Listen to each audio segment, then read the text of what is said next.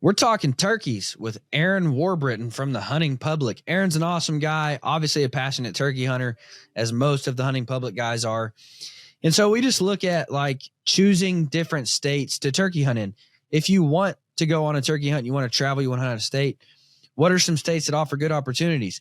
When you get to that state, how do you start deciding where to turkey hunt? When you get to that specific piece of public ground or private ground, how do you start tackling how to hunt that? We talk about all those things and more. We talk about Aaron's favorite states to hunt in, his least favorite states to hunt in, his most overlooked states, the states that people just simply overlook and underestimate. We talk about the states that are way too talked about. They're way overrated.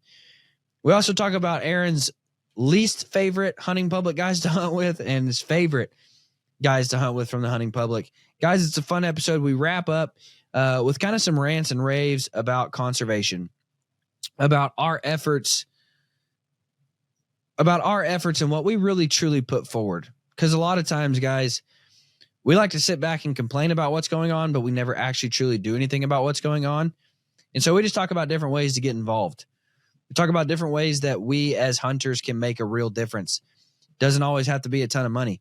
Doesn't always have to be putting in, a bunch of money to support conservation. We talk about easy ways that you can make a real impactful difference. So guys, it's a fun episode. It's a good episode. As always, it's brought to you by ScentLock. I hope you enjoy.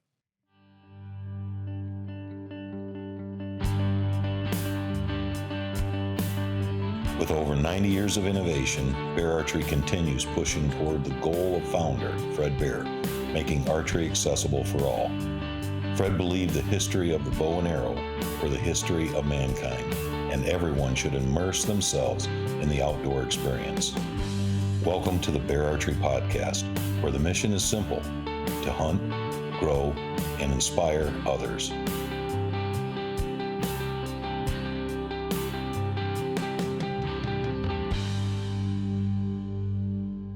Guys, if you have been around archery much at all, then you've probably heard the name Lancaster.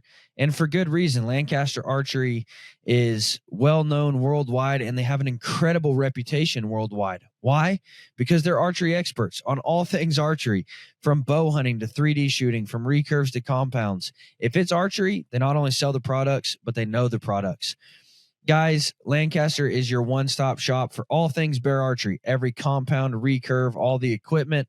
But outside of bear, they have everything you need, from arrows and broadheads to bow building equipment, everything. Guys, Lancaster Archery is a name that you can absolutely trust. They put out some of the best information that you can find just about anywhere. So I would highly encourage you to not only shop at lancasterarchery.com because you can trust in the products you're buying, because they know about the products that you're buying, but also I would highly encourage you to check out all of their resources, not only on their website, but on their YouTube channel, because they are a wealth of knowledge on all things archery. So guys, check out Lancaster Archery. They're your one-stop shop, not only for all of the equipment that you could ever possibly need that's archery related, but also all of the information that you would ever need that is archery related. LancasterArchery.com. Go check them out. All right, Aaron, I think the last time we had you on was with Mr. Ryan, and we were announcing the Adapt Plus, but it is turkey season. I would dare say it's probably one of your favorite times of the year. Oh, yeah, definitely.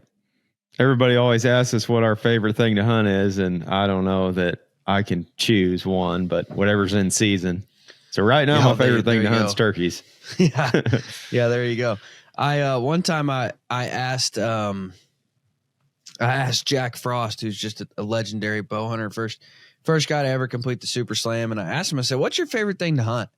And he said, "Whatever's next." Like, that's whatever I've got, booked next. That's my favorite hunt. So a lot of truth to that, man. But so I just wanted to ask some turkey hunting questions and maybe give the listener a little bit of guidance on turkey hunting. So, hey, what do you think some of the best states for non-hunter or for out-of-state hunters for turkey are? Maybe states that, they have a lot of good public ground, tags aren't too expensive, seasons are long. What are some of your top states, or if somebody said, I really want to go hunt somewhere new and somewhere different, where would you tell them to look first?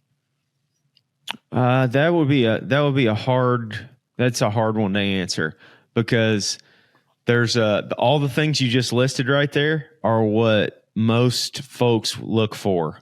So they're looking for cheaper tags. They're looking for the most opportunity possible, and they're looking for long seasons. So what tends to happen though in those states is they get, because of those reasons, they have more public land in many instances. Because of those reasons, they gather more attention, and there's more hunting pressure that you have to deal with. With turkeys, especially with sort of almost the tiered season structures working from south to north, there's very few states down south that have seasons that open in March. And it's always been that way, but it's gotten much more pronounced just in the last few years because several states have moved their season back. So there's very few states and very few places where you can hunt turkeys in March. The same can also be said for June. So like early June turkey hunting, you can only do that in a couple of states. So if you're looking at either one of those time periods, expect to encounter a lot of other hunters, because there's not a lot of other opportunity for folks to go during that time frame. Because like if you want to hunt a turkey on June the 3rd, you have two choices basically. And if there's a lot of people that want to hunt those turkeys, then you're going to be running into a lot of folks. So the time frame is something I'd pay attention to if you're looking to travel and hunt out of state and have a great experience. The time that I see the fewest amount of people in the field is towards the end of any given state's hunting season for turkeys. There's a lot of people out. Everybody gets out for opening day. Most people, the majority of turkey hunters, try really hard to get a turkey. The majority of them do not fill their full bag limit. In some states, it is just one bird, but many states you can harvest more than one turkey. But the average hunter there shoots one bird. So people get out, they get fired up for turkey season. They're hearing them gobbling. They get out on opening day. They get out opening week. They get out opening weekend. Maybe they harvest a turkey, and they slow way down after that. And that's what we usually, and coincidentally, where the turkeys are at in their breeding period, most of the time when seasons come in, they're very henned up. I mean, not all of them. They're certainly killable because they haven't had any hunting pressure. So that's a tremendous advantage. But they also have a lot of hens. And by waiting until later in the season, you're eliminating hunting pressure. The turkeys have been fooled with a good bit by then, especially on public land. So they're a little bit tricky to deal with. But what we've found is that the gobbling activity is better. Turkeys don't have near as many hens, so they're responding to calls better than they were at the beginning of the season. And the hens are on the nest. They're going to nest throughout the day. So your chances of encountering a lonely gobbler throughout the middle of the day or the afternoon, if it's legal to hunt in the afternoons where you're at, that increases a good bit. I really like that May time frame. I guess that's kind of where I'm going with this. And the reason why I said it depends on your state is because it depends on the region that you're in. You know, whether it's South, Midwest, out East, Northeast, Upper Midwest, Northwest, all those seasons are a little bit different. But the one common theme we do see is that towards the end of the season, the pressure slacks off and the turkeys get lonely. Yeah. What's your favorite, you mentioned those regions. What's your favorite region of the United States to bird hunt in? I probably like to hunt around home. For a bunch of other reasons, really. Just the Midwest, Missouri. That's where I grew up. I just like getting back home and hunting with friends and family when I can. I don't do that as often as I used to. And getting to take my stepsons out if they are home that week and they've got time away from sports or whatever, I just would rather be able to take them hunting for an hour or so in the morning than go catch crappie or fish during the day. That's my favorite place to be. I wouldn't say that it's necessarily the best as far as turkey hunting is concerned, but that's probably my favorite if I had to choose one. Besides that, though, everywhere is tied for second place. I like hunting turkeys pretty much everywhere. I like hunting around home and then everywhere else. Yep, pretty much. That's funny, man. So what do you let's kind of dive into the tactics of this, because I actually got a phone call, and I'm not a turkey hunter, and I don't pretend to be. I've actually openly said on the podcast several times I'm not a big turkey hunter. I have a spring bear addiction, so that takes up most of my spring. So I'd rather focus on that. I'm the type of guy, I'm going to go out and, just like you said, I want to go kill one bird, and I'm usually going to want to do it with a buddy or two, just because that's the fun part of it for me. So I got a phone call from a guy, and he was asking me about Nebraska, and we don't have to talk Nebraska specifically, but he's not from Nebraska. He said, "Hey, I just rolled into Nebraska and I need help killing a bird." And I'm like, "I'm not your guy." So when you look at a new state and you're trying to decide, where do I go? Say where'd you say you're about to fly into? Louisiana. So Louisiana, we'll just use that for example. You fly into Louisiana and you've got, this state map that you're looking at, and there's different, maybe you're looking at Onyx or HuntWise or whatever you use, and there's different sections of public ground. How do you decide where you're going to try and go? Oh man, that's the first thing that I probably start to, I guess, I don't know if I can say the first thing. One of the things that I look at is if the state has good data regionally on poult production. So what has the production, the spring turkey production looked like for the last 2 to 5 years in that particular state? And do they have info on what that production looks like in different regions of the state? Are there different regions of the state that consistently produce more turkeys than others? I look at that, and then that's not like the silver bullet or anything, though. That's just one piece of information that I'm looking at. And then I also look at the harvest numbers per county and see where they harvest the most turkeys, where they harvest the least amount of turkeys. Now, that's a trick, though, because many times the counties that harvest the most turkeys have the most hunting pressure.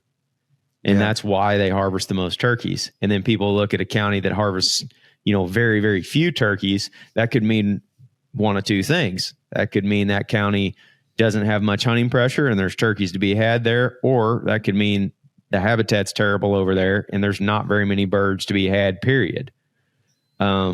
Which obviously makes for a difficult situation. So I'm kind of putting all of these data points into a big pot, a big stew, if you will, and then I'm making my decision.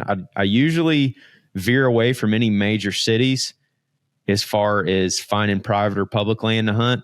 I look more for larger public areas with good habitat and difficult access.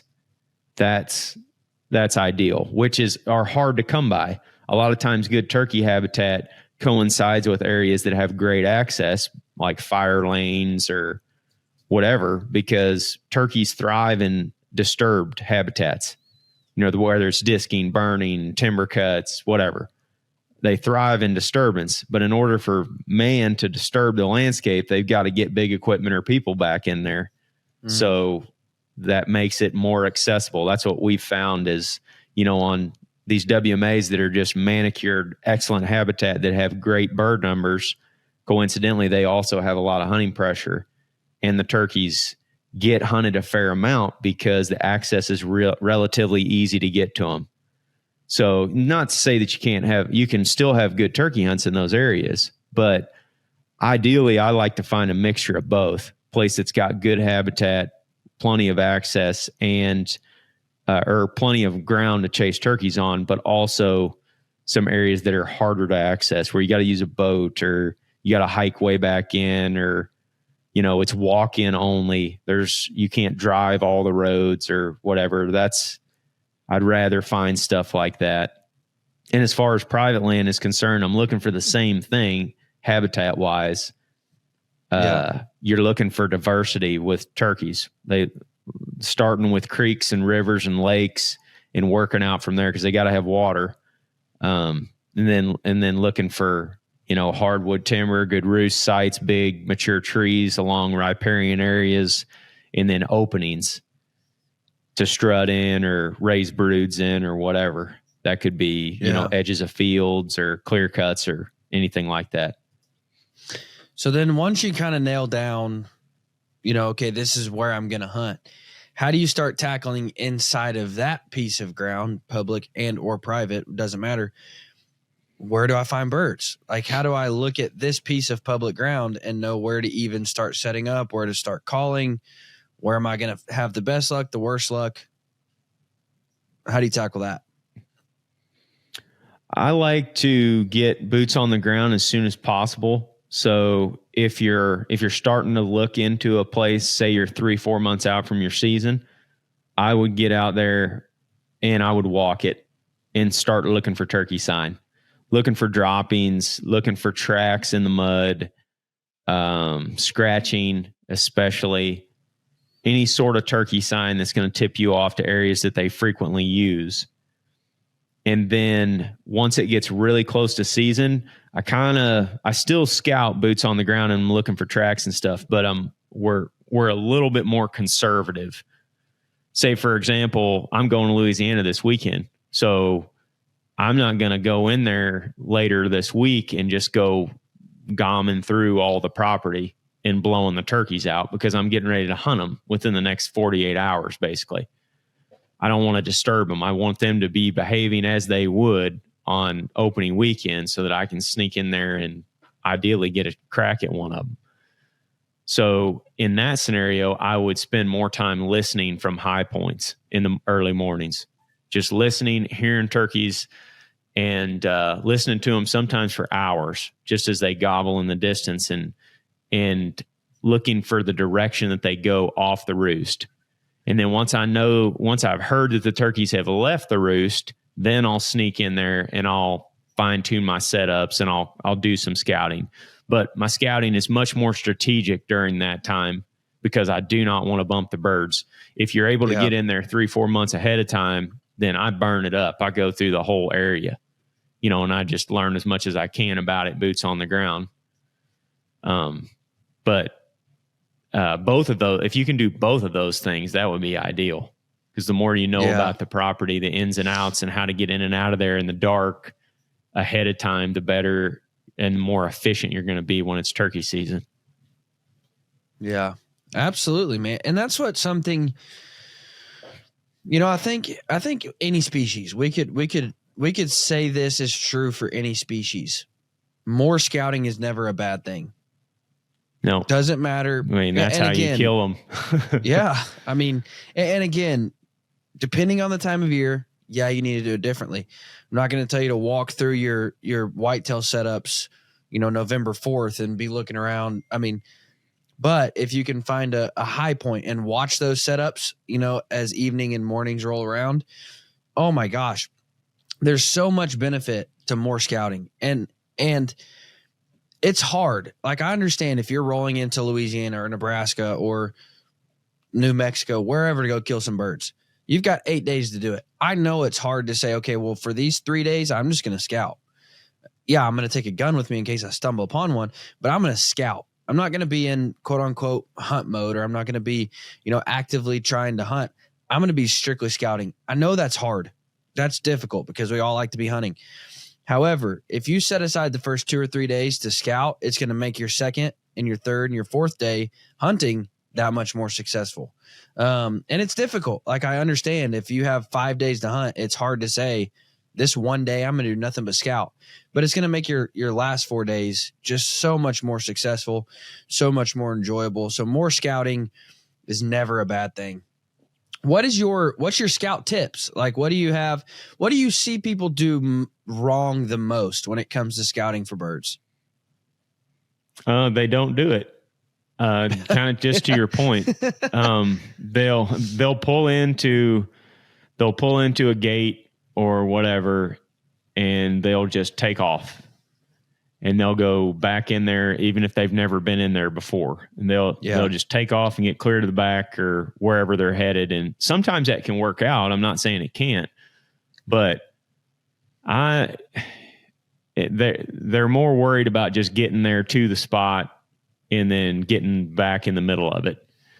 And if I know there's turkeys in there, I'll certainly do that. I will get there early and try to be in position well before daylight, ideally. But if I don't know where there's any birds and I'm starting from, zero, which many people are at the beginning of turkey season, I don't want to dive in 2 miles deep and invest all that time and energy in a spot where I'm not sure there's turkeys.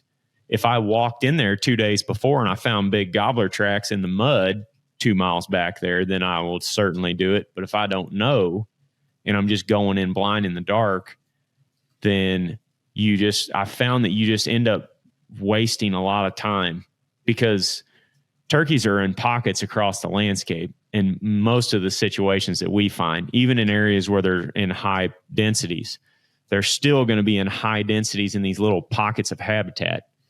If you got a 50,000 acre piece of public land that you're hunting, they're going to be in these little pockets across the landscape. If you just pick a gate and you go bombing in there, you're going to spend a lot of time back there. And if there's no turkeys in there, you're going to waste a lot of time. So that's the mistake that I see people making, is instead of like backing off a little bit and sort of watching where the pressure goes, listening and identifying multiple spots with turkeys, they pick one, they don't know there's turkeys in there, and they dive in there. And then on top of that, they may just keep going back there over and over again, just thinking that the birds aren't gobbling in there, that they're going to be gobbling in there the next time. And they might, but I'd rather have more options. That way I can pivot when things don't go my way. Say another hunter slips in and shoots the bird I'm on, or, option A and B have hunters already in there, or whatever. I mean, it could be any number of scenarios, but I'd rather have 5-6 different options on private or public, whatever it is, even if they're on the same property, of areas within that property where I know there's turkeys that I can bounce in and out to throughout the course of the day. Because what typically happens is people go into an area like that to hunt a turkey. He gobbles on the roost a few times, flies down with hens, and goes quiet. And then what do? Do they sit there and try to wait him out in the same spot all day? Or, sometimes, but often they'll just head back to camp. And they'll be like, well, I'll try him again in the morning, or I'll come back 3 hours later. Yeah, he got hung up or whatever.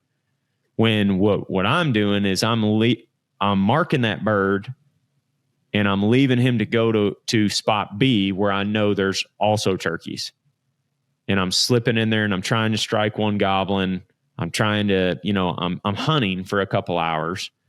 And if I don't do any good, then I'm going to spot C. And by 3-4 in the afternoon, if you can hunt all day, I'm circling back around to spot A, and I'm going back in there again to try to strike that turkey up. So in a given day, I've hunted 5 or 6 spots that have turkeys in them. And I'm looking for the right scenario to kill one. I'm either trying to spot one with my eyes, hear one scratching in the leaves, drumming or gobbling. I'm essentially just trying to run into turkeys in any one of those 5 spots. My odds are going up considerably because I got all those different options.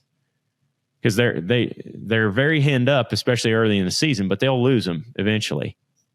Only one of them might lose them in a given day out of 10 turkeys, But if you're only hunting one, then it's going to take you a lot more time to deal with him. And they wear on my patience too. When they got all them hens and they're not talking, and I don't know where they're at. I can't keep tabs on them. I don't want to just sit there all day on that same turkey if I don't have to. So many guys they think and they say, if I put that bird to bed, there's no way I'm not going to kill him. Like if I know where he's roosting, the next morning I'm going to kill him, which is probably true. However, what are your tactics if you know that's where that bird's sleeping? How do you set up in the morning to kill him? If I know the tree that he's in, more often than not, I'll try to get right under him. And I'll try to be sitting where I think he's going to land. And I'll do that way before daylight. Like, I want to be sitting there at the tree, where I expect him to pitch to a good 30 minutes before daylight even starts to crack. Yeah. He might not gobble I might sit down and he may not gobble for 30 minutes to an hour. I have noticed most of the time when they start gobbling, you got a few minutes to move before it's too daylight for them. Like it's just too light. They're going to see you. They cannot see very well in the dark.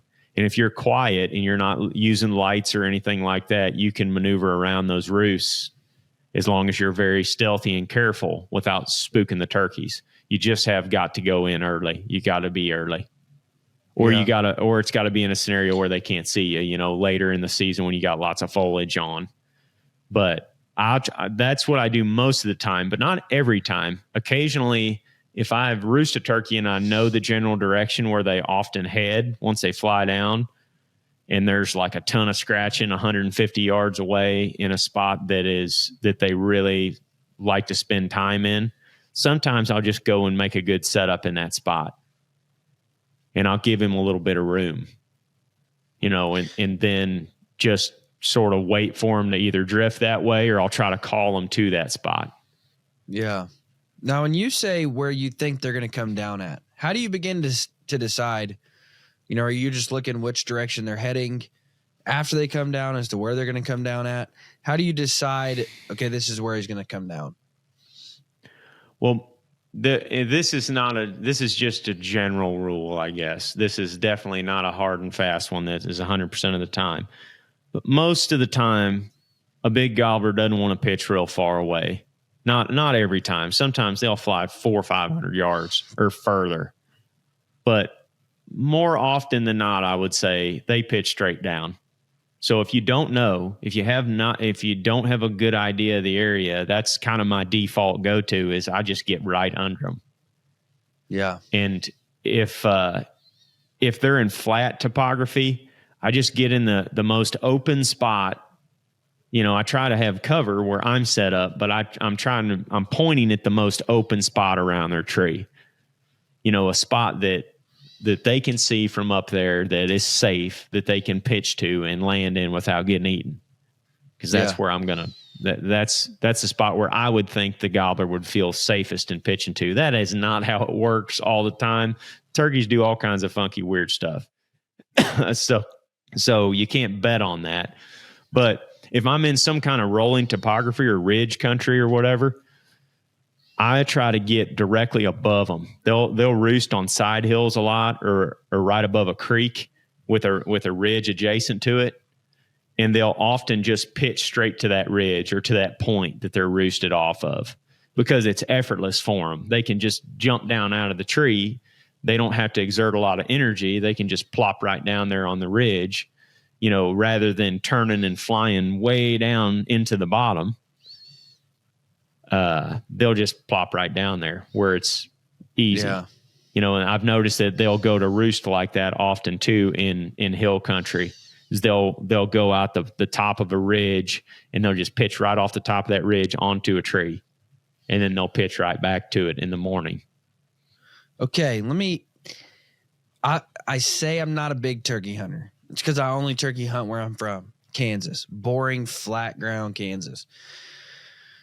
I think I would really like turkey hunting in like Montana, Wyoming, mountain states because a lot of the appeal for turkey hunting is the run and gun style of hunting that you get to do.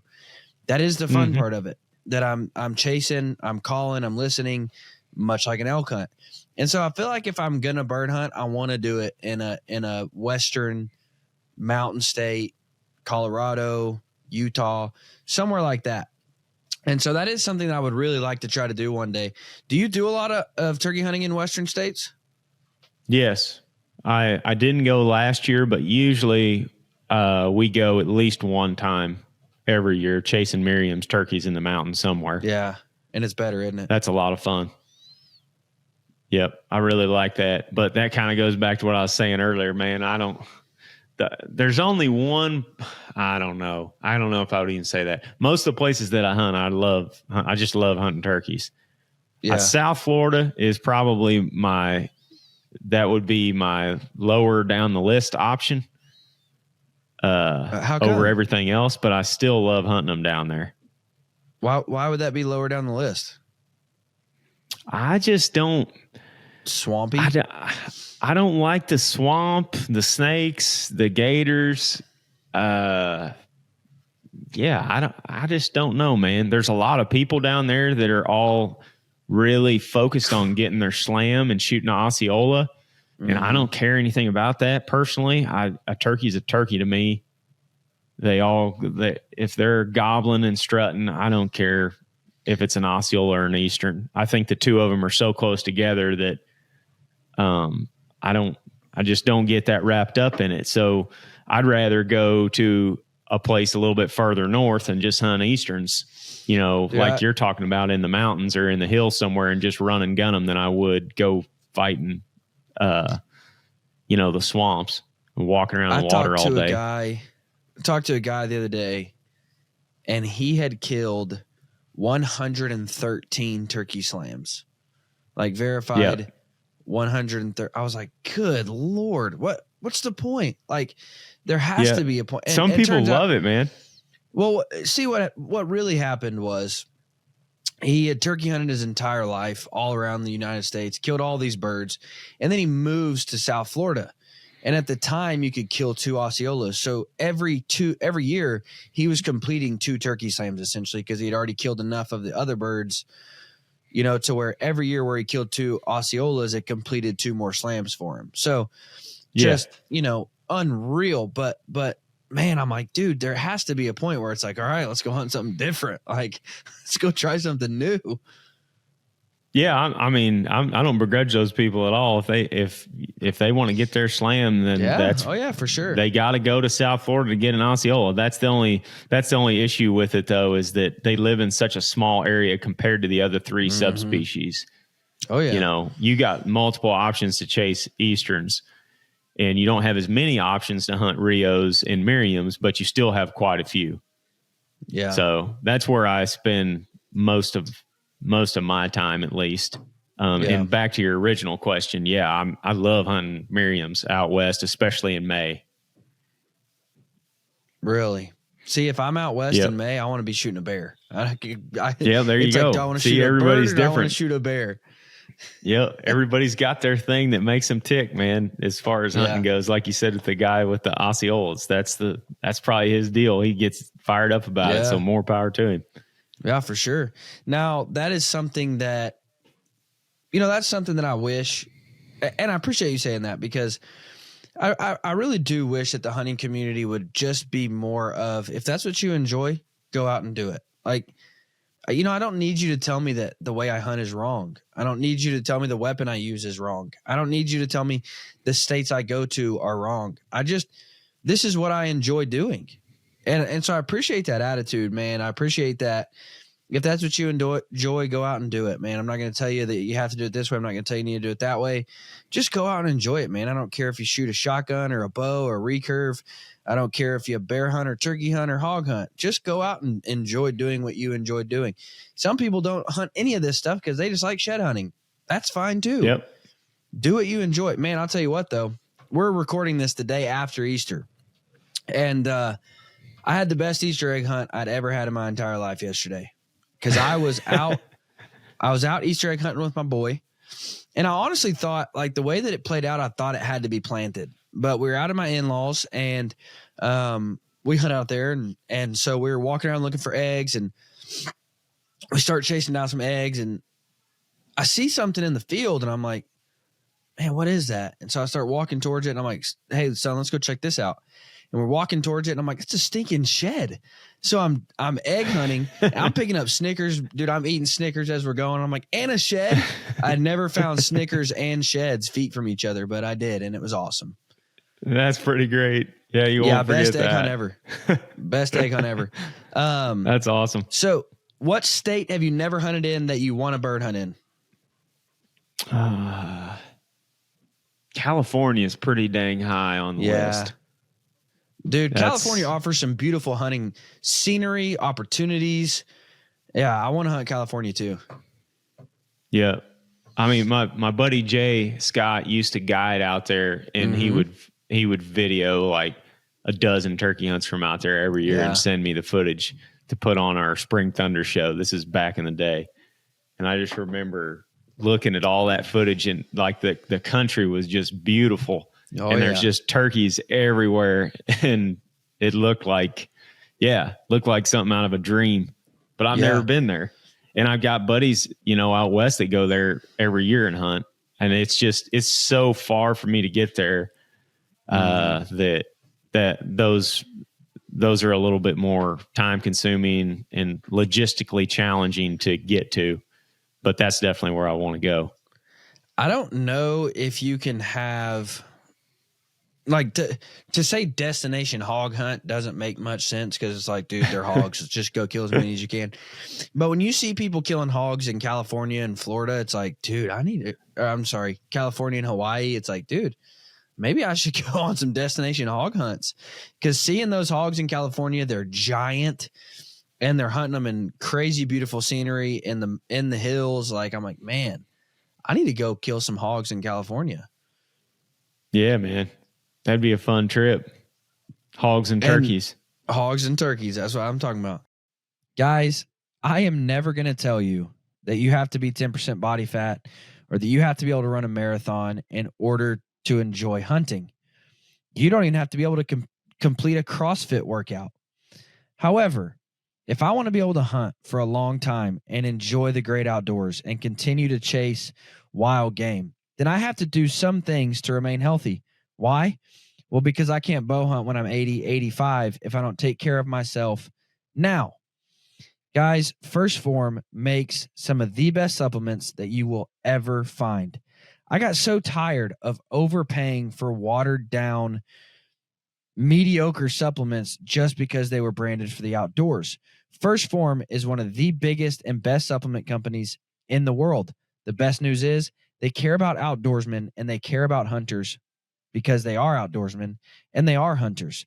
So guys, I would highly encourage you to check out First Form, not just for your professional athletes, not just for the guys who are constantly in the gym working out, not just for the guys who want to get as big and as fit as they possibly can, but for everyday guys who just want to be around to see their kids graduate, for everyday mom and dads who just want to be healthy and live a happy lifestyle and enjoy time with their kids, for the everyday bow hunter that just wants to ensure they do some things to stay healthy and be able to hunt longer.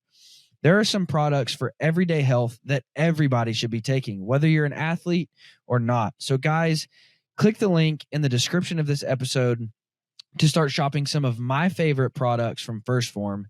And guys, I would highly encourage you to start doing some things to ensure your future for bow hunting, to ensure that you're able to enjoy the sport that you love so much for a long time. Guys, I would love to help you out. If you have any questions about what I take or why I take it, shoot me an email, thehunting101podcast@gmail.com. I would love to give you some advice on what products would be a good fit for you and to help you reach your goals. So guys, definitely click the link in the description of this episode to start shopping some of my favorite everyday health products from First Form, some of my favorite proteins, vitamins, minerals, electrolytes, some of the favorite products that anybody and everybody should be taking in order to live a happier, healthier lifestyle. But guys, don't hesitate to reach out and ask me any kind of questions. I would love to help you and love to see you live your happiest, healthiest life. Now, what do you think the most overlooked state is? That's a tough one. I might have to think about that a minute. I would For non-residents, it's probably one of those Western states. Yeah, I would agree.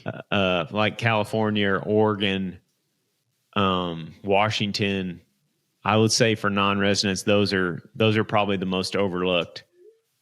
But there's a lot of really good states that you can hunt easterns in that are just,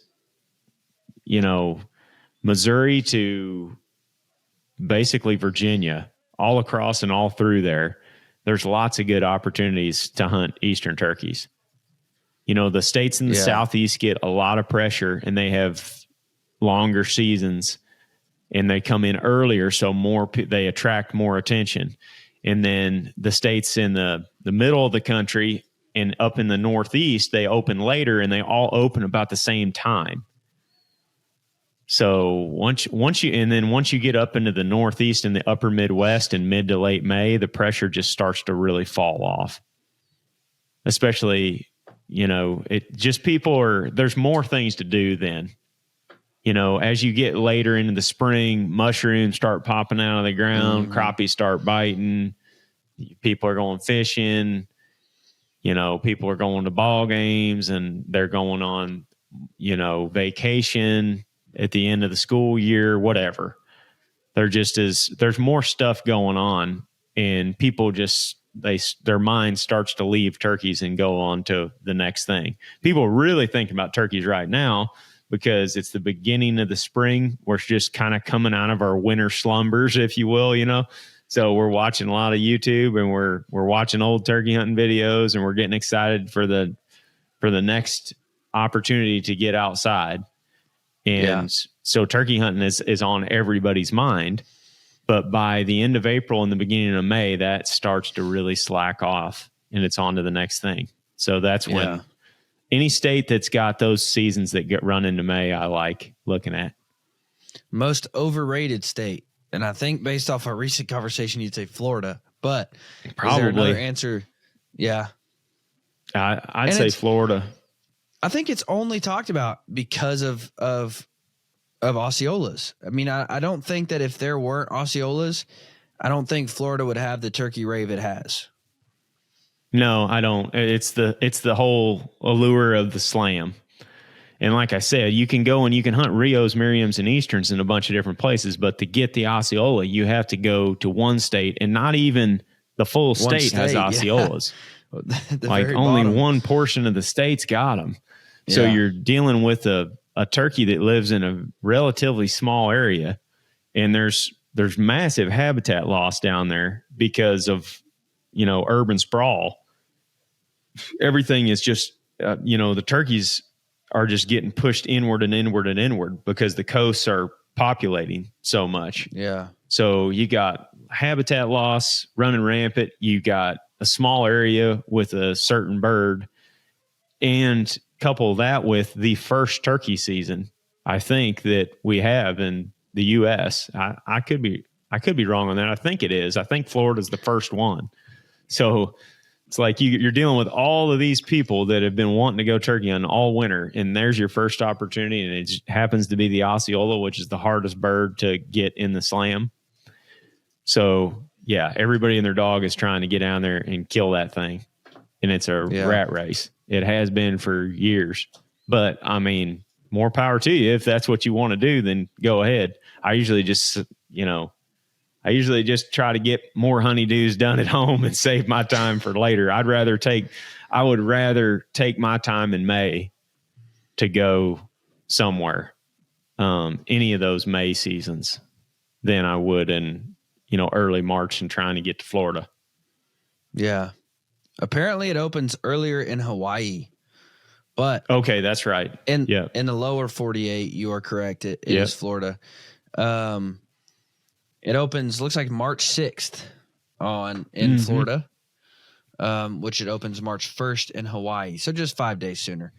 And then Nebraska. Yeah, there's some other early ones. Mississippi opens early. Alabama and Georgia used to, but they moved their season back into April now. On private land, you can still hunt in Alabama in March. And maybe you can in Georgia too. I'm not totally sure on that. And then South Texas, you can hunt in March. But I mean, the Florida's the one that gets the most attention. Yeah, because of the for Osceola. Sure. Well, and it's because, I mean, if you just think about where do I want to be, I mean, spring break, I don't go to Minnesota. You know what I mean? Right. Spring break, I go to Florida. Why? Because it's warm and nice and beautiful. So, I mean, if I'm gonna pick somewhere, okay, in March, where do I want to be? Florida. I'm not stupid. Yeah. My wife can be on the beach and I can be killing birds. So yeah, I mean, for reasons, you know, it's up there, but I would definitely say that it's overrated. I would say that it's probably the most overrated state when it comes to turkey hunting. What's your single favorite turkey hunting memory?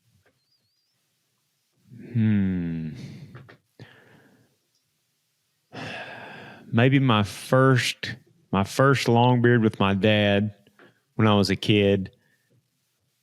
You said single, man. I can't pick one. My first longbeard with my dad when I was a kid. The turkey hunting that I did last year with my stepson Miles, and then the bird that me and my buddy Zach Fehrenbaugh got with my grandpa's muzzleloader. We hunted for a week in Iowa, and I missed like 5 turkeys in a week with this old muzzleloader, and I eventually finally killed one with it. So those are my 3 favorite turkey hunting memories. Which leads me to my next question. Who's your favorite, which I asked Zach this on an episode, and his answers were interesting, as they always are. What's your favorite guy from THP to hunt with? Who's your favorite guy from THP to hunt with? We'll say turkeys, because he covered deer. He specifically turkeys. He specifically talked his favorite and least deer hunter partners. And you're middle of the road because you weren't either of his favorite or his least favorite. So I'll go ahead and tell you that. Yeah, that's not surprising. I would say depends on where you're going. If I'm going to Nebraska, I want to go with Greg. If I'm going out west, I want to go with Zach. If I'm going to Wisconsin or Minnesota, I want to go with Jake. And if I'm going around home, I want to go with Ted and Nick. Why is it locational? Just because those guys know those areas better? They know those areas better, and like Zach loves to run mountains, man. Like he's all about hiking and striking and doing that whole thing. So Western turkeys are super fun with him. Greg is if you drink a gallon of coffee a day, you're going to run some mountains. Yes.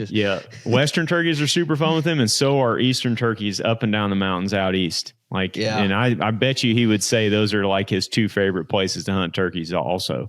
So that's where I would want to hunt them. I think one of Jake's favorite places to hunt turkeys is in Wisconsin with his friends and family. So that's really fun to go there and experience that with him, because his buddies are awesome. They're hilarious, and it's fun to just go up there and hang out with those guys. And then, you know, me and Ted have probably hunted together more than I've hunted with anybody else. And I just feel like when I'm with him, we get along real good when we're out there. I probably talk too much for his liking, but he's awesome, because when I go on a turkey hunt, I get pretty serious about it. I like get totally immersed in the process for the time that we're there. So say we're there on a 5-day hunt, like I am just super hyper focused on turkeys for that 5 days. And Ted can't hunt enough. Like he wants to be in the woods 24/7 all the time. So our personalities align real well when it comes to those short turkey trips. And Nick is always fun to have in camp, because he's always lighthearted. Everything that comes out of his mouth is hilarious. And he's a heck of a cook. So when you kill a turkey, you don't have to do any guesswork. You know, like as long as you're nice to him and you buy some ingredients for him, he's probably going to cook it up for you. Those are always the guys to have, dude. Yeah. So it's hard to pick just one person like for everything. But it kind of just depends on where we're at Let and me make what it we're easier doing. for you. Who's the least favorite to hunt with?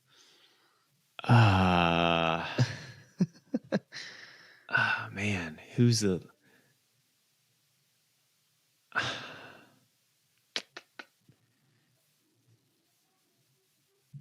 Man, if I'm going bow hunting, I don't want Zach to go with me.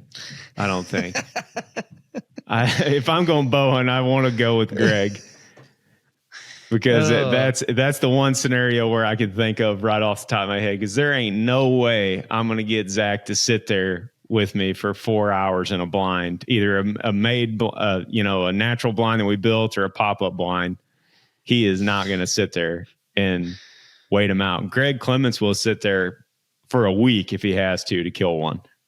Yeah. He's just like Zen, ultimate patience. But Zach, no, he's not going to sit. He's not going to sit there.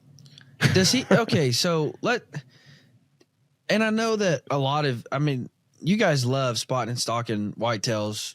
I know that, but does Zach ever, like, if it's like, dude, the deer is coming by this point, we just got to wait. Does he do that at all? Or is it like, yeah, but I saw him over there, so I'm going to try to go kill him over there? Like, because I've got that buddy, dude. I've got that buddy where I'm like, dude, he's coming by this point. Like, if we sit here for 3 days, he's going to come by here at some point. But then if we see another deer, like, over the ridge, he's like, yeah, but there's another deer over there. Let's go kill that one. I'm like, no, sit here and wait. And he's like, no, but there's other deer over there right now. And I'm like, oh, whatever, dude. Let's go have fun, I guess. Yeah, he'll sit there. It'll take some convincing most of the time, but he will. I mean, we used to hunt out of tree stands and sit all day. Yeah. And it wasn't, and that's the whole thing though. It's like under certain scenarios, yes, if you really want to shoot one bad enough, your odds improve if you do that versus stalking. Yeah. But it's completely flipped at times too, where, you could sit there all season on the tree and you could watch deer rut at 150 yards with a bow in your hand and never get down and never move. Mm-hmm. When if you do see that scenario happen, if you got down and were super aggressive in the moment at the right time, you could kill one. So it's all situational, but yeah, he will sit. He will sit if he's down to that option.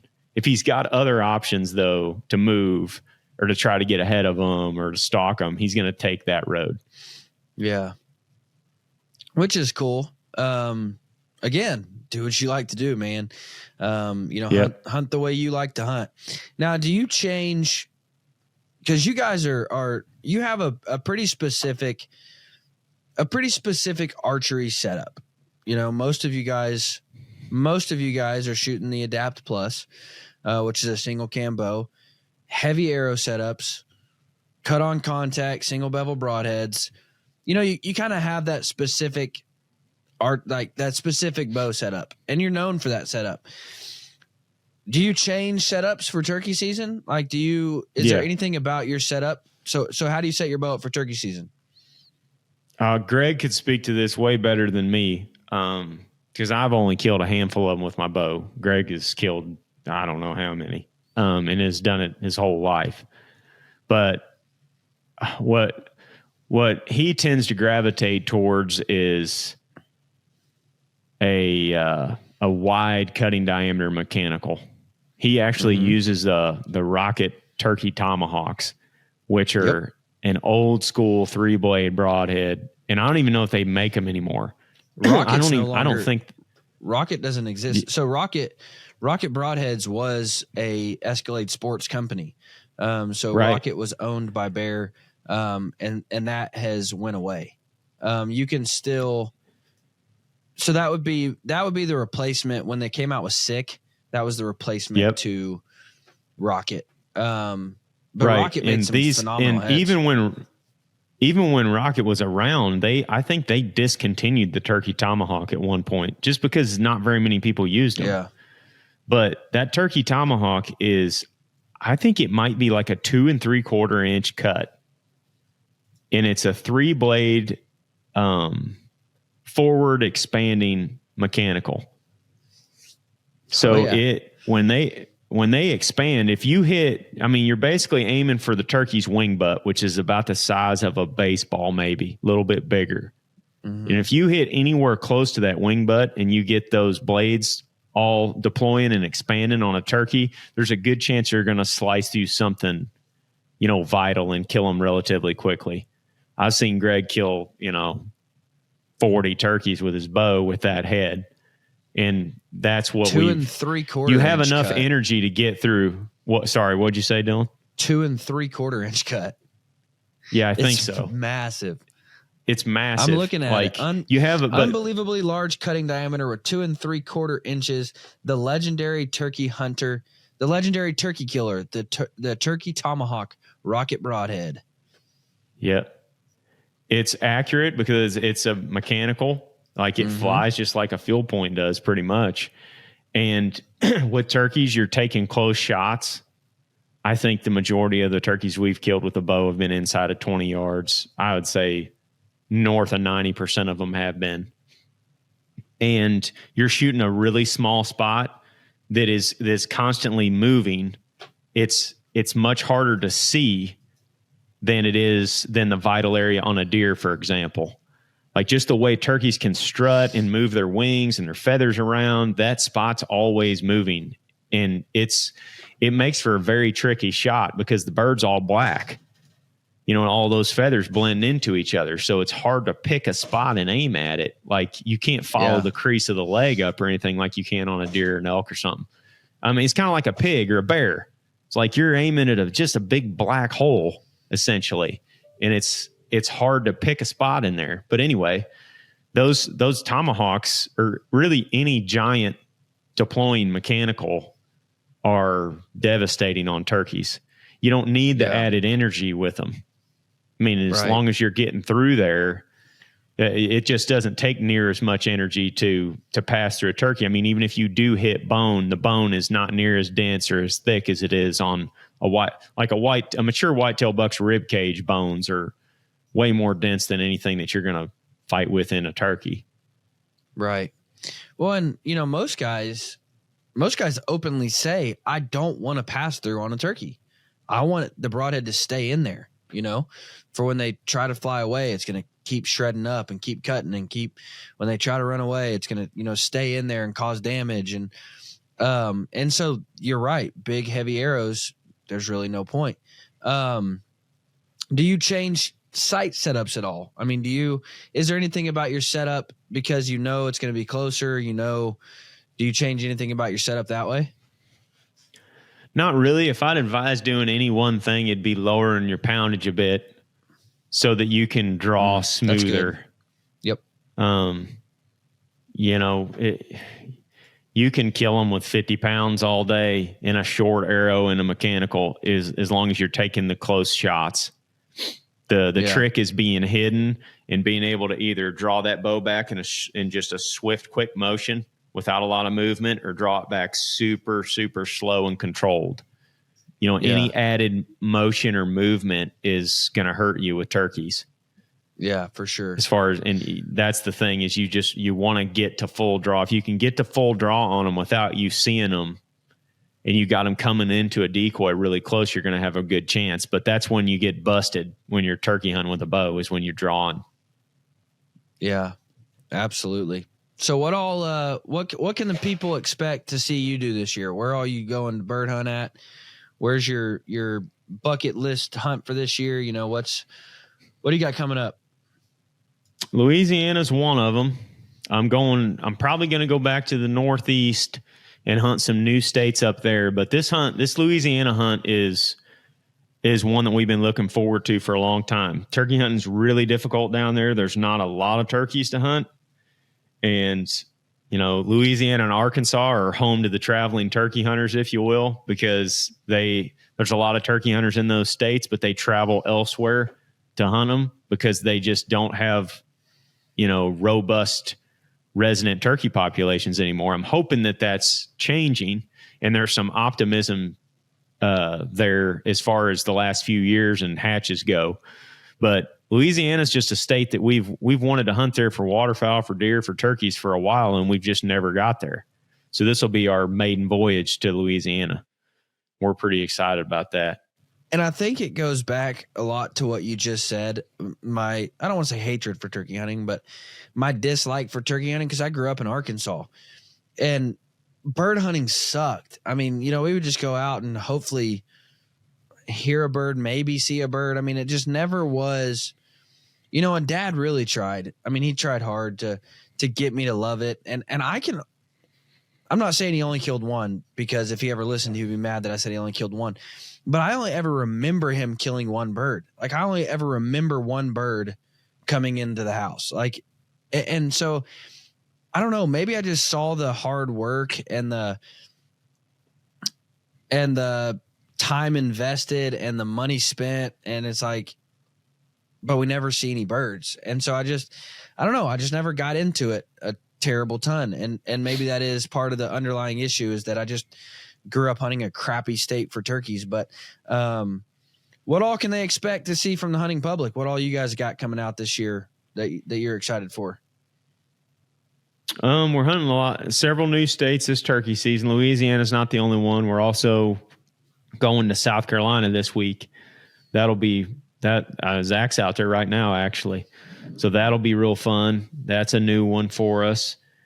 We've got a bunch of stuff planned for the summer, like pig hunting, a bunch of group trips with the guys that should be a lot of fun. And then we might have some elk tags next fall that we're pretty stoked about. Should find out more about those today, actually. So I'm hoping to get some good news there. But that's one thing that all of us are super fired up about right now is elk hunting, especially in September. And I know all the guys are looking forward to seeing if we can get these tags or not.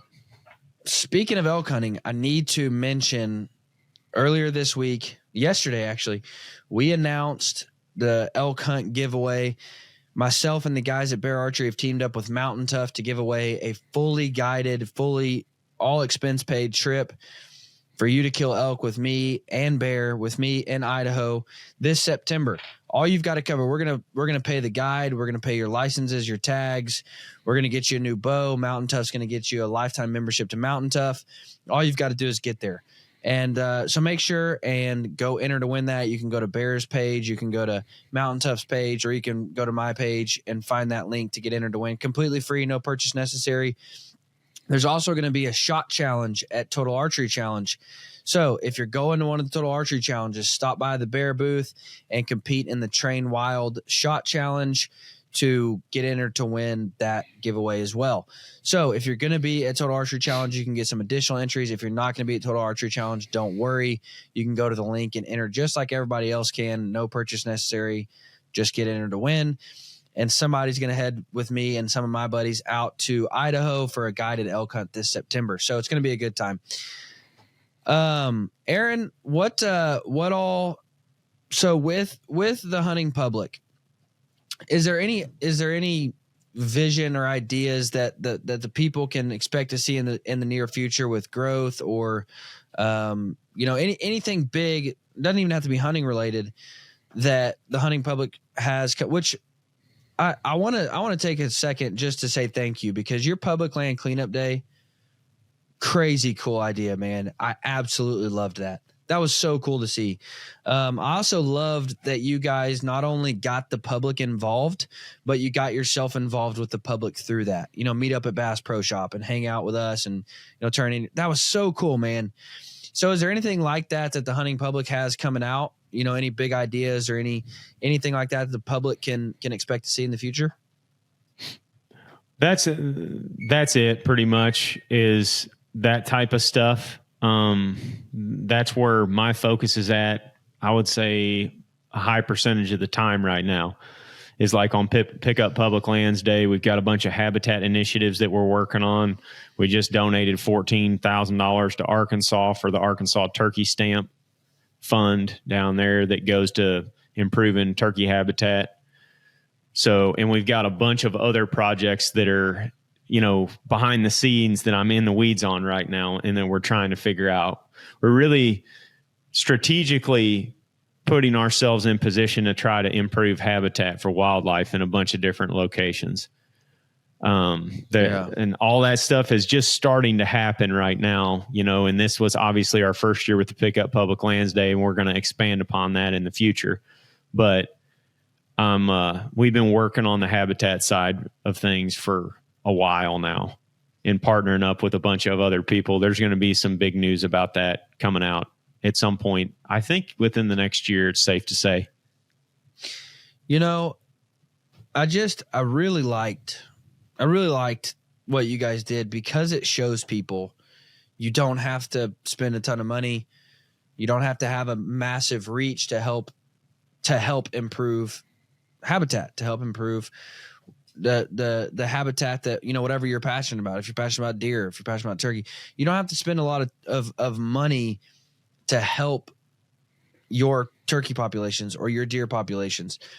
I recently was having a conversation with John Bear, who is like the premier auctioneer in the outdoor space. He was the auctioneer that broke the record with the tags at Western last year, $750,000 for a mule deer tag, and at Wild Sheep this year, $650,000 for a bighorn sheep tag. And I was asking him, when you go to those auctions, it can almost be overwhelming, because it's like, well, dude, I'm not even in the realm of bidding on any of this stuff. And these guys are making such a massive difference for conservation. I wish I could do that. And so we started talking about ways that, it doesn't have to be with $650,000 to improve habitat. And this is a way, and that's why I really liked what you guys did. It's a way to show people, just go out and start working on public ground. You don't have to spend a bunch of money. You can go out and just spend a day picking up trash. You may never know how big of an impact that makes. If 1,000 guys decide today we're going to go clean up some public ground, man, do you have any kind of statistics on how much weight was picked up, on how much, anything like that for that one day? About 2.5 tons. Oh my gosh. From the two groups. Holy cow. That's combined. But that's just what they brought to the pickup. Like, there was people that came that picked up stuff that didn't bring the trash with them. They disposed of it before they came out. And the social media reach was way bigger than the stuff just from the meetup. So it was just 2.5 tons from the people that came to the meetups. Wow. So there's number one, that's great to see that there's people that are picking up that much trash, but also the underlying issue is there's that much trash. So yeah, you don't have to do much to make a big difference on the habitat front or the trash front as far as picking it up. Just make it a habit to pick it up and, get what you can when you can. And if enough people do that, and we imprint that in our culture, then that can make a big difference downrange. It's the same with the habitat stuff. It's like, even if you only hunt public land and you don't have access to a lot of the tools to use for habitat, well, get involved in the process. Like, understand what makes good wildlife habitat. Understand what that looks like. It's going to make you a better hunter, and it's going to make you more successful, number one. But you're also going to know what it takes to build these populations. And get involved with your state commissions. Like, every one of us have got a voice. That's what I see more and more, is that people complain all the time. I used to be one of them, about their state agency and the changes that they're making or not making or whatever. But when you actually look at the numbers of the people that voiced their opinion within their commissions, it's nothing. It's almost nothing. So there's a lot of people that get frustrated and that post online about how they're not satisfied with what their commission is doing. But you need to go and engage with them. Like, you can write your commissioner. You can go to these public meetings. Anymore, you can watch a lot of them online. They're long, boring live sessions where 90% of the stuff they're talking about may not apply to you, but 10% of it might. And if you just look at the agenda items and identify what you're passionate about and what you want to be involved in, and at least tune in to those meetings, then you'll have a better idea of what's going on. And if we get more involved in that aspect of things as a as hunters, we can make big landscape scale differences in what we have going on. I mean, right now we're working on potentially helping NWTF fund a prescribed fire wagon for Missouri, and a big, like the entire southern half of the state, it would cover, where people could get access to these tools to use them. And that's all it is a prescribed burn wagon with some leaf blowers, some drip torches, rakes, your basic tools that you would need to do prescribed fire. And we're trying to put those tools in the hands of people that, I mean, maybe they don't have a lot of cash to spend on habitat, but they've got a Saturday afternoon and a couple buddies and want to make a difference. Well, we're trying to make that, a focus moving forward. It'd be nice to see some sort of grassroots movement there with people all over the country that are passionate about that stuff. You're absolutely right, man. And that's what, and I have said oftentimes that if you don't get involved with your state organizations, if you don't get involved with your national organizations, your National Wild Turkey Federation, your Rocky Mountain Elk Foundation, your Pope and Young's, if you don't get involved with those organizations, you have no right to complain when rights are taken from you, when things are changed, when ballot box initiatives take place. You have no right to complain if you did nothing to be involved. And that's what, I was talking recently. Many of you guys know that I also work for Pope and Young. And so many people buy into that lie. Well, I don't have a bunch of money to donate. I can't make a big difference. Well, I can't tell you how many projects come up a year where Pope and Young is looking for muscle. It has nothing to do with money. We recently put in a new guzzler in Arizona, and we just needed hands. Like, we needed bodies to go out and physically help us. We needed no money whatsoever. We just needed hands to help us. We recently dropped a bunch of sheep on the mountain in Oregon, and we didn't need any money. We just needed hands, people to help transport sheep, people to help take them off, collar them, let them go. We need actual physical help. And when you reach out to organizations like Pope and Young or Rocky Mountain Elk Foundation, Ducks Unlimited, National Wild Turkey, and you ask them, what can I help with? Like, what projects do you have coming up that you just need help with? Man, they are going to quickly say, oh my gosh, dude, we have this project, and this project, and we just need people there to help. And it doesn't take any money, and it takes one day of your effort and time to make a real difference. I mean, to make a lasting difference, because those projects can't take place if we don't have help. And so, man, I appreciate you saying that about your state organizations and your state commissioners, because there's so many people that want to sit back and complain, but yet they want to do absolutely nothing to make a real difference. And it's getting easier and easier as well. I mean, if you look at I don't know if you're familiar with Howl for Wildlife, but they give you the ability to reach out directly to your commissioners with a click of a button. And it's not a mass email that it's sending. It's personalizing that email to you. Pope and Young is a proud partner of Howl. So I've really gotten to see them on the ground level and how they work and how they function. And it's so easy to get involved now that there's no excuse not to.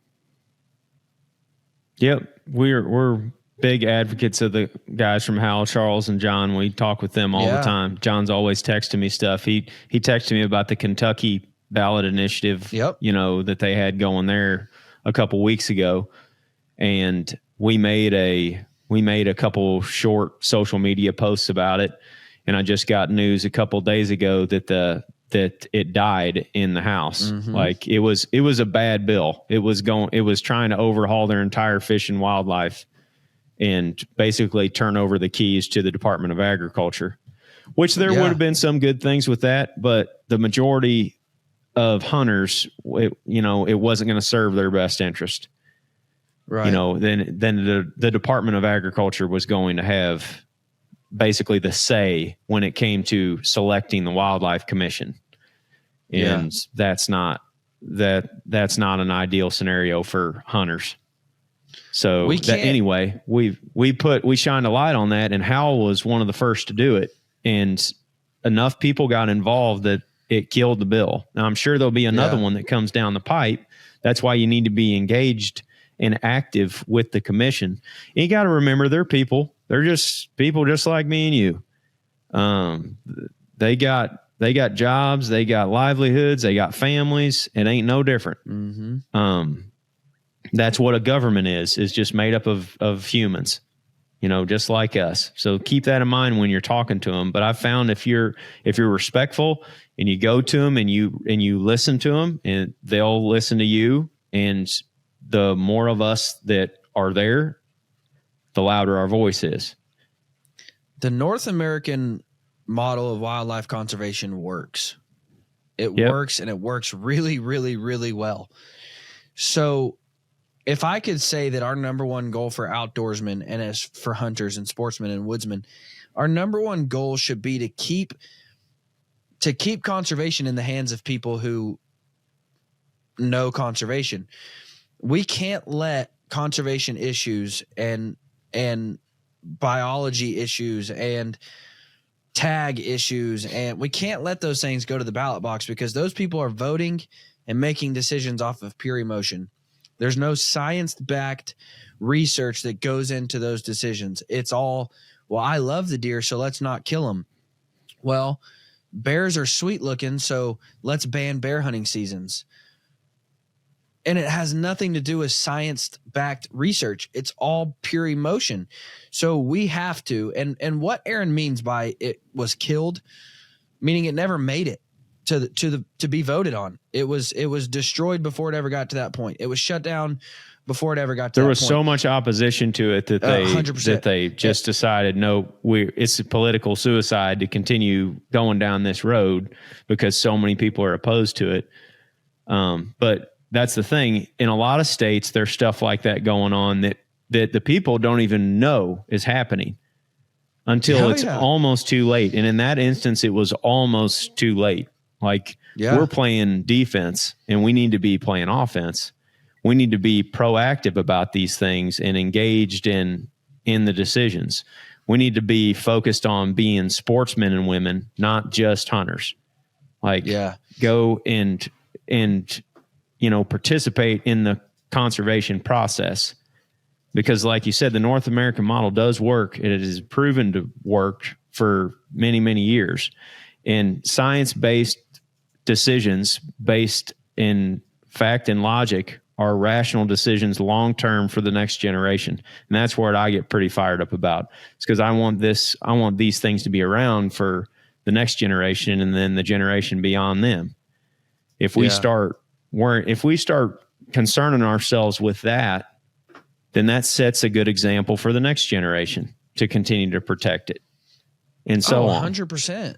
And that's what, like, man, if you have any sort of passion about hunting, then you should want the next generation to be able to enjoy the same rights that we enjoy. And here's what a lot of people don't understand. A lot of people just simply, and our age group is the worst. And really even our age group up to like 60, because we've always had a bow hunting season. It's always been here. Not just bow hunting. We've always had the hunting season. It's always been here. We don't understand that at one point it didn't exist and somebody had to fight for that right. And I always tell people, because I know guys here in Kansas that know when it actually became legal to hunt whitetails, when there was a whitetail season finally opened. And they remember, well, just a little bit of backstory. They remember somewhere between us and the Indians, people thought that archery was no longer a legitimate means to harvest big game animals. And so somebody had to prove to them that archery equipment was legitimate for harvesting big game animals. So Glenn St. Charles and his group of cohorts put together a record book system to where they were collecting data and being able to take it to state legislators and show, hey, look, last year there were X amount of mature whitetails killed in Kentucky. This just goes to prove that those same mature whitetails can be killed in Kansas with archery equipment. And so people don't even understand the reason the record book even exists for Pope and Young was to create bow hunting opportunities for you. And guys, like, and I don't even want to get really deep into the weeds on measuring and trophies and all that stuff. But, you know, Pope and Young minimums aren't big. People automatically associate Pope and Young with Boone and Crockett. We work really super close together. But the minimum whitetail is 125. That's not giant. If you've hunted whitetails any amount of time, you've probably seen a 125. And so that record book exists in the first place just to be able to take to state legislators and show, hey, look, here's data. And it's still being used in that way. Russia just opened bow hunting seasons because of Pope and Young's numbers. That's why we have that data. That's why it exists. So I say all that to say this. Get involved with your local organizations. Get involved with your national organizations. If you're an elk hunter, you 100% should belong to Rocky Mountain Elk Foundation. If you're a duck hunter, you should 100% belong to Ducks Unlimited. If you live in Missouri, you should 100% belong to Missouri's Bow Hunting Association or Missouri's Whitetail Association, whatever they might have. You should 100% belong to those local groups and those national groups. If you're a bow hunter, you should 100% belong to Pope and Young. If you're a hunter who wants to see this live on, you should 100% belong to Howl for Wildlife. Because just like Aaron said, a lot of times we see these issues and it's too late. I try to make it a habit to where I go on Howl for Wildlife at least every other week and just see, okay, what all issues have come up that I need to put my voice in on. That way, like you said, it's not like, oh, crap, I didn't know you're about to lose your rights in Missouri or Kentucky or Alabama. You know, I put my voice in on that a long time ago. And so I would just encourage you guys, get involved with a local organization and a national organization to keep your voice in there and to continue to be heard. Because if we're not, man, somebody's screaming. And if we don't scream back, then our voice won't be heard at all. That's right. So that's my rant about getting involved with your organizations. But I would just encourage you, whatever you like to do, you know, this goes back to our conversation about just enjoying the way that you like to hunt. And, you know, if you're a duck hunter, I'm not going to tell you you're wrong, but you should be a part of the group that's fighting for your rights and helping to continue your rights as a duck hunter. Ducks Unlimited, Howl for Wildlife. You know, if you're in Louisiana Duck Hunters Association or whatever it might be, but you should be involved with those groups for whatever it is that you're about. But guys, that's my rant. Aaron, I don't know if you have anything you want to add or not, but I just feel pretty passionate about those things. Nope. Good stuff. I'm on board. Well, guys, thank you so much for listening. Thank you so much. I hope you have a great week. Make sure and go get in to win the free elk hunt with myself, Bear Archery, Mountain Tough. It's going to be an awesome trip. We're going to have fun. We'll hopefully kill some big bulls and awesome bears. But it's going to be a good time, so go get in to win. Guys, go check out the Hunting Public. When's your next public land cleanup day? It'll be the same day every year. Pick Up Public Lands Day will be the first Saturday in March. We're trying to make it kind of a holiday, if you will. Yeah. So for sure. No, not like that because it should be. So guys, stay tuned for that. Like I want you to really focus on that and try to make that bigger because 2.5 tons, we may never know the difference. I think we're going to blow that out of the water next year. Oh, yeah. We got some big ideas for it. And I mean, who's to say how big of a difference that makes, but it's got to be a massive difference. So I can't wait to see next year. And so you guys stay tuned and try to get involved with that type of stuff. But guys, I oftentimes say that I always have a binocular harness on my chest.